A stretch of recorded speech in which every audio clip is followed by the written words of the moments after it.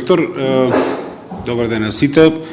Малку е незахвално за да говорите последен у било кој форум, меѓутоа она што ми прави задоволство и заради кое навистина мислам дека е потребно да се слушне е да погледаме на Македонија со погледот back to reality.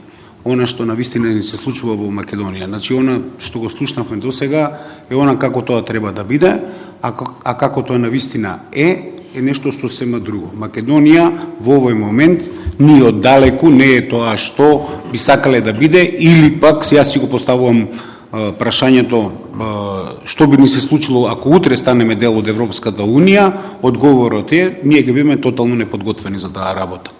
Тоа ќе го подкрепам со неколку елементи. Значи, имам компанија од 1988 година, значаен дел од присутните не биле ни родени или биле многу млади во тој период. Мојата прва компанија ја формирав во времето кога премиер на државата беше Милка Планинц.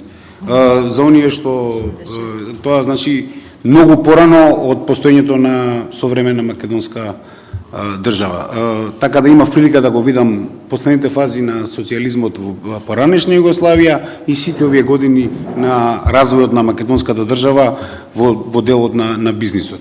Она што беше интересно дека водев компанија и имам уште компанија која е една од најстарите IT компании, така да уствари бев некако во ситуација да бидам снимач, рентген на она што во суштина институциите го работат, заради тоа што информатиката кога ќе аплицирате на реалното функционирање на одреден систем, како да сте добиле реална слика или рентген слика за тоа што во на институцијата и се случува.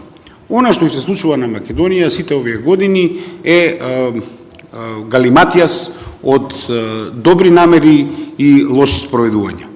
Значи, она што ни се случи во изминатиот период, колатералната штета и сме сите ние, но првенствено македонскиот бизнис кој заради начинот на кој тоа го развивавме со сериозен недостаток на визија за тоа што сакаме да предизвикаме и каква економија сакаме да имаме, го пуштивме да се развива стихино и он од себе направи чудовиште кое сега тешко го владееме. Зашто? Заради тоа што си дозволивме луксус да одредени сектори експлодираат и имаат неогромна или ненормална сила, а останатиот дел, кој е огромен дел од македонската економија, е оставен маргинално да се развива стихино или на база на трошките што ќе паднат од масата на глобалното трошење на средствата кои доаѓаат од буџетот. Зашто го кажувам? Заради тоа што државниот буџет е и понатаму најголемиот потрошувач е извор на приходи на значен дел на македонската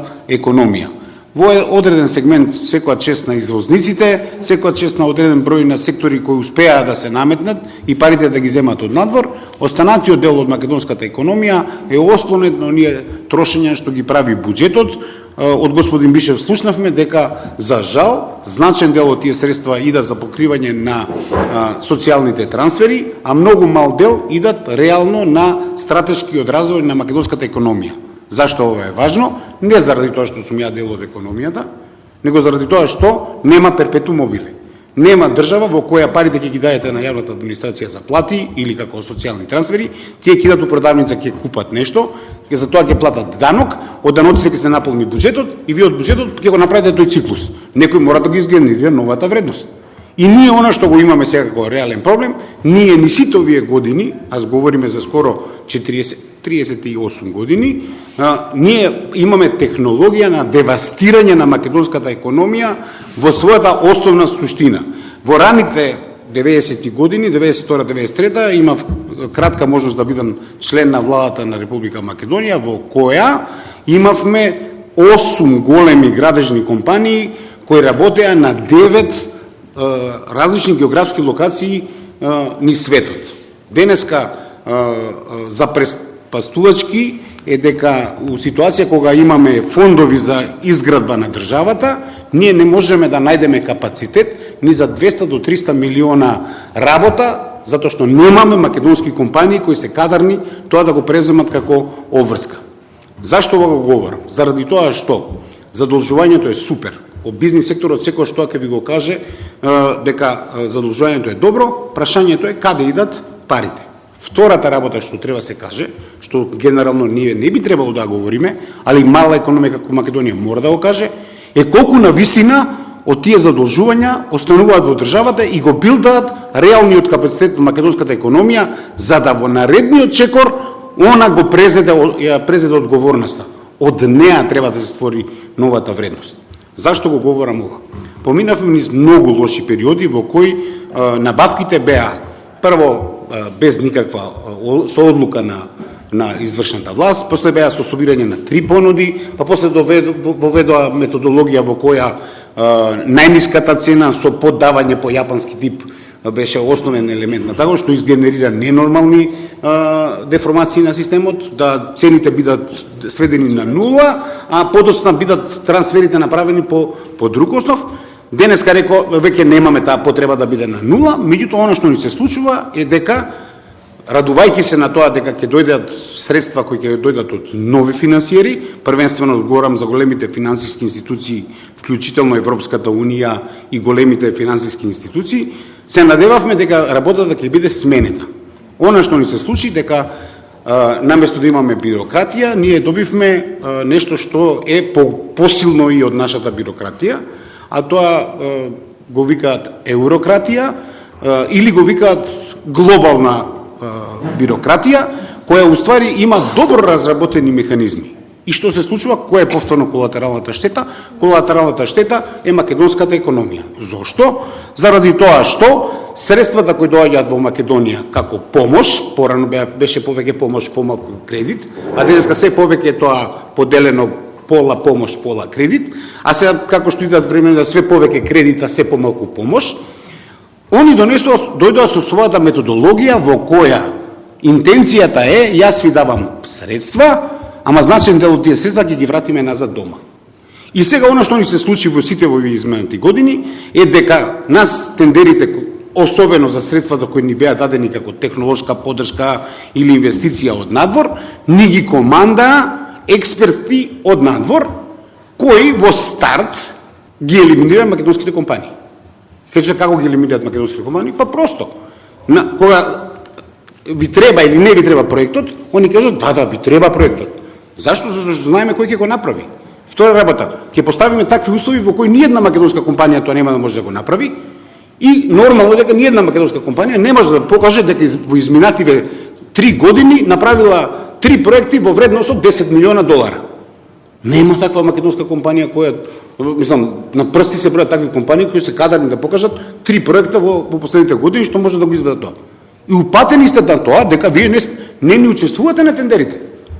Тоа го добива, еве сега ќе ви кажам, во едно министерство, ќе кажам и кое е образование, пред 3 години тендерот го доби компанија од Брисел, која никогаш во животот софтвер не работела, за замена на постојниот систем кој работи. И на крај го дадоа на компанијата што никогаш во живот не правила софтвер, него се забавила со транспорт и комуникации некакви, која дојде во Македонија и за една десетинка од цените запосли 3 малечки македонски компании да и го сработат тоа во државата.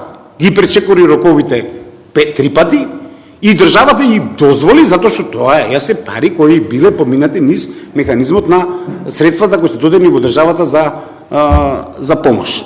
Сега да ве прашам јас, што сме направиле ние? Сега да ви кажам, грешка. Зашто? Системот што ќе го добиеме од тој систем е фактички систем за кој ние немаме пари да го држуваме. Тоа како да ви купил некој Мерцедес, а вие немате пари да му го платите фарот. Заради тоа што треба да го држувате. Ќе го чукне некој фарот, некој треба да го плати тоа. Немате ни мајстор што тоа може да го поправи, заради тоа што не сме подготвени. Вие не сте подигнале реалниот капацитет на државата која треба да одговори не само на, условно кажано, да биде отпорна на корупцијата како елемент. Овој пат корупцијата е многу елегантна. Корупцијата е толку многу елегантно и транспарентно префрлена што вие више немате што да и замерите. Па не конкурирал никој друг. Просто е, не конкурирал никој друг, тие си ги добиле парите, трговската компанија после 4 години може да ги испорача нешто, прашањето кој ќе го одржува тоа. Имате ли интерес тоа да го направите? Јас ќе ви кажам, можда и имало, Зашто? Затоа што Македонија имаше 10 години од, како да кажам, поволен третман на една структура, што се вика компјутерски експерти, програмери, кои би можеле евентуално да ускочат во таа работа. Знаете што е проблемот? Проблемот дека Македонија веќе не е у таква ситуација, особено заради цунамито кој ни доаѓа со воведувањето на вештачката интелигенција. Таа група на експерти во овој момент е во опасност. Сериозна опасност. И тоа дека е опасност не е само кај нас. Само да ве потсетам дека во Америка во последниве година и нешто околу 800 до 900 илјади информатичари ја изгубиле својата базична работа. Што во големите компании, тоа и во помалите. Биле заменети со механизми или алатки од вештачката интелигенција. Зашто е ова важно? Заради тоа што треба сега, кога разговараме за оваа работа и кога покушаваме да идеме во Европската Унија, да си го поставиме прашањето. Кво вадис Македонија? Каде идеме? Имаме ли капацитет тоа да го направиме? И верувајте ми, најмал проблем во таквата варијанта ќе биде капацитетот на администрацијата, иако сега тој е клучниот проблем. Капацитетот на државата станува реален проблем. Ние ден за ден губиме реално работна сила. На пописот покажавме дека сме изгубиле пола милион од меѓу два пописа. Физички, а сами себе, ако си бидеме искрени, во тие 1,8 милиона, а требаше бидат 2,2 милиона, во тие 1,8 милиона сите ние малку подлежавме. Зашто? Зашто децата ни беа на школување во странство и за нив немаме гаранција дека ќе се вратат назад. И ако тоа го сведете на работа, ние треба да си го поставиме прашањето: дали Македонија со 1,5 милион жители, вака што е ранета, растурена по своите составни компоненти, е кадарна да се справи со она што ни доаѓа како реален момент? Одговорот е не. Јас да ви кажам, кога ме слушате мене, звучи многу националистички. Меѓутоа, јас од пракса ќе ви кажам дека Македонија, убаво што имаме представник од Хрватска, македонска ниедна компанија не би можела да добие голем информатички проект во Хрватска. На глава да се дуби, не би го можела тоа. Во Македонија бизнис може да добие секој, па и транспортна компанија од Брисел. Она што зашто? Затоа што ние мислиме дека тоа треба го прифатиме како маст. Па ние идеме во Европска унија.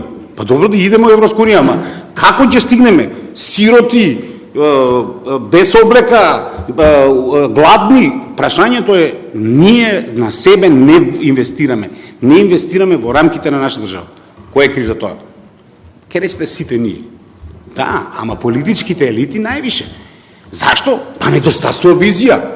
Недостасува некој да ми каже, јас сум информатичка компанија, окей, преживувам тешки маки, преживувам заради тоа што многу се скапи програмерите во овој момент и она што може да го наплатам од македонскиот пазар, тешко ги покрива трошоците на компанијата.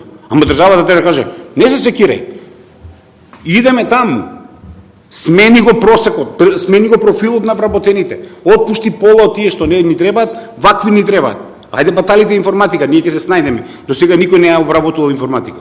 Во земјоделие, па можно ли е Македонија од земјоделска земја во која се гордеевме со тоа дека храниме пола Балкан, да се претвориме од држава која е увозно зависна за основните земјоделски производи. Во Македонија во овој момент увозот на раноградинарските производи доаѓа од Египет. Јас сега малце говорам од капацитет на извршен директор на комората, па имам малце повеќе информации, затоа да не ме третирате лошо, имам информации надвор од мојата бранша. Суштината на проблемот е дека полесно е да ги заработите парите со трговија на египетски домати и краставици. Ама не е прашањето тоа. Капацитетот на државата е никаков.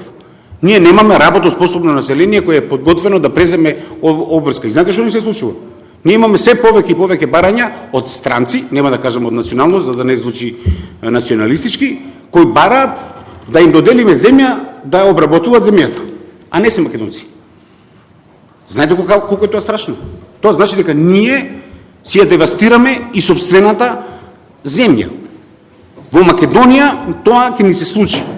Ние ќе бидеме, како да ви кажам, елитата која ќе седи вака на површината, а некој друг ќе работи за нас таа работа. Тера инкогнита. Она земја без логика, без функционирање, без собственички. Знаете што? Малку е бенефитот на сите ние што ги земат парите низ овие шеми на корупција. Ќе нема кај да ги потрошат. Суштината на проблемот е дека тоа долгорочно сите нас не става во заложничка ситуација во која не Европска унија, света Европска унија, јас која година разговараме за дека ќе бидеме членки на Европската унија. И знаете како ми личи ова? Не сме ги исполнили обврските, ни скратиле 6 милиона од тие стакленцата што им ги давале конквистадорите у Јужна Америка. 6 милиона од стакленцата, а ние ќе им даеме све, златото, све што има, за да ни ги дадат стакленцата. Па 6 милиони се смешка према 3,5 милиона обврската наша да градиме автопат кој е добиен без никаква процедура. Ја не викат ќе работеле македонски компании. Па ви реков нема капацитет македонските компании. Ми рекоа дека 6 милиарди ќе се задолжиме евра, зборам сега 5 милиарди фунти. Ќе сме се задолжиле за изградба на пругата. Ја отворено прашувам, кој ќе гради пругата? Македонските компании? А немаме македонски компании што градат пруги. А трошокот ќе биде наш. Како второто прашање, јас сакам да ве прашам, дали таа пруга ќе ги врати парите? И у која динамика ќе ги врати парите? Дали ние знаеме уствари зашто го правиме сето ова? Видите, во принцип, ја сум за тоа да идеме напред. И секогаш сум го презимал ризикот. Верувајте ми, ќе дојде вештачката интелигенција, веројатно јас ќе бидам она помалата група што под нешто разбира од таа работа. Ама значен дел од нашата популација ќе биде тотално неподготвен за тој челендж. Се извинувам за предизвик. Ја во принцип мислам дека кога се говори за овој тип на работа, би било добро да се слушне ова што говори адвокатот на ѓаволот. Мислам дека, како се кажа, сипувачите на забава се тие што ќе ве натераат да размислувате малце поинаку, освен само она глазурата на колачот кој може да и не постои. Она што сега во овој момент реално е дека, за жал, мојата генерација заминува. Можда и тоа ми дава право да овака говорам жестоко. Меѓутоа, искрено да бидам, син ми доаѓа. Ние треба да мислиме за следната генерација. Јас кога вие споменавте, да, готово, една минута. Вие споменавте дека 2020 година сте го очекувале Европска унија. Ја Европска унија чекам од 2012. Тогаш ми беше кажано првото влегување на Европска унија беше 2012 година. Па знаете што? Која сака да јас сум свесен дека ја очекував 2012. Јас искрено да бидам, немам убедување дека 2050 година ќе дочекам Европска унија, пошто тоа не е ни моја агенда. Веројатно може да не биде агенда ни на моето дете. Ќе биде агенда на нашите внуци. Искрен да бидам. Дајте да ги направиме реформите и да почнеме да функционираме како механизам и како мафнија работа со или без Европска унија.